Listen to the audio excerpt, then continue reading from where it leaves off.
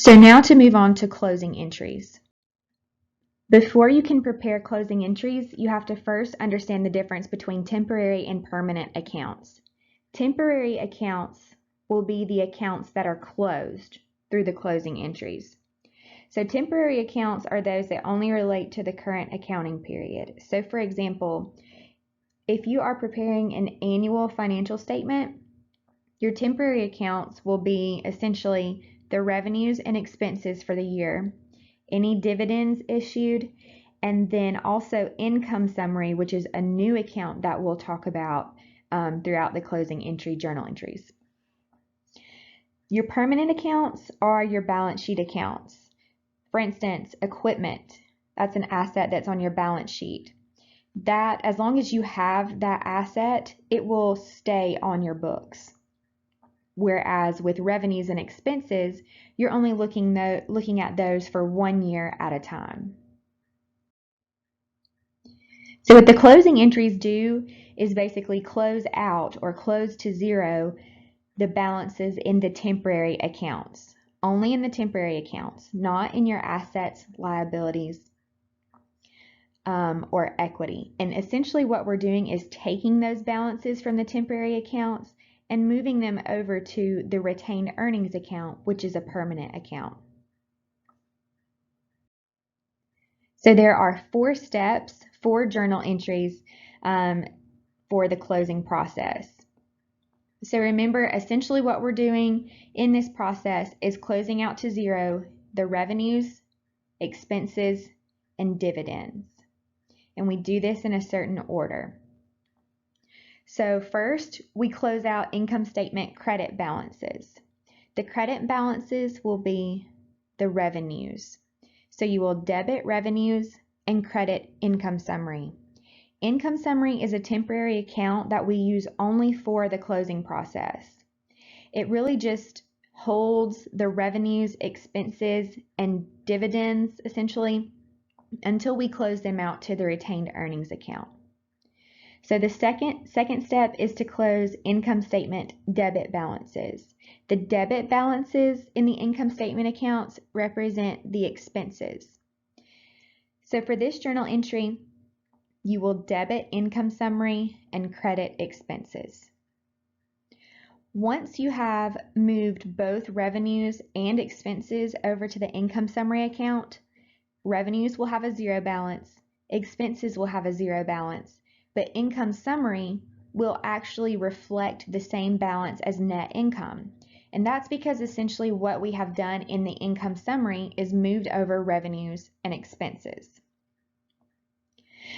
The third entry you'll make is to close the income summary account. So as I mentioned, income summary is just a temporary account. We move the revenues and expenses over there in the first 2 steps to just close out revenues and expenses, and then we close income summary to retained earnings. And then the third step is to close out the dividends account, and we close the dividend account to retained earnings. Dividends affect retained earnings because they are subtractions from your retained earnings account. Dividends are basically retained earnings that are distributed out to the owners. So we have to make sure that we reflect that properly in the ending retained earnings balance. So this is a chart or a visual from your book. It's a little confusing, but I'll explain it just briefly. It's basically showing how from the adjusted trial balance, you get the amounts to close out your revenues, expenses, and dividends. So since we're only dealing with temporary accounts, you're not looking at your assets, liabilities, or equity. So those are your permanent accounts. So we are only looking at temporary accounts. So remember the first step, the first journal entry for the closing entry is to zero out revenue and move those balances over to income summary.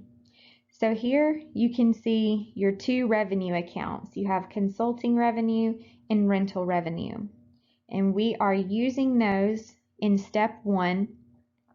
We're going to debit the revenues and credit income summary, and that will close revenue accounts. Then at that point, revenue accounts will end with a zero balance, so we will have closed those out. The next step is to look at all the expenses. So your expense accounts are here: depreciation expense, salaries expense, insurance expense. We need to close all of those to zero, because going forward in the next year, we begin to track revenues and expenses all over again, starting in January. So these closing entries are basically taking place on December 31st to close out the accounting period. So you take those expense balances and you use those for step 2. Step 2 is where you close out those expense balances.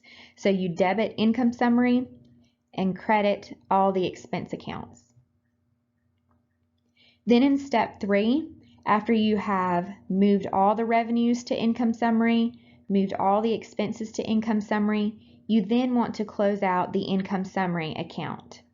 So you debit the balance in income summary, and remember that is basically going to be the same amount that we calculated for net income, and we're moving that over to retained earnings, so you credit retained earnings. Then finally, you want to close out the dividend account. So as you can see here, dividends for the year were $200. So in this step, you will debit retained earnings and credit dividends for that amount. Then at this point, revenues, expenses, and dividends will all have a zero balance, and all of those balances will now be reflected in retained earnings to go forward into the next year.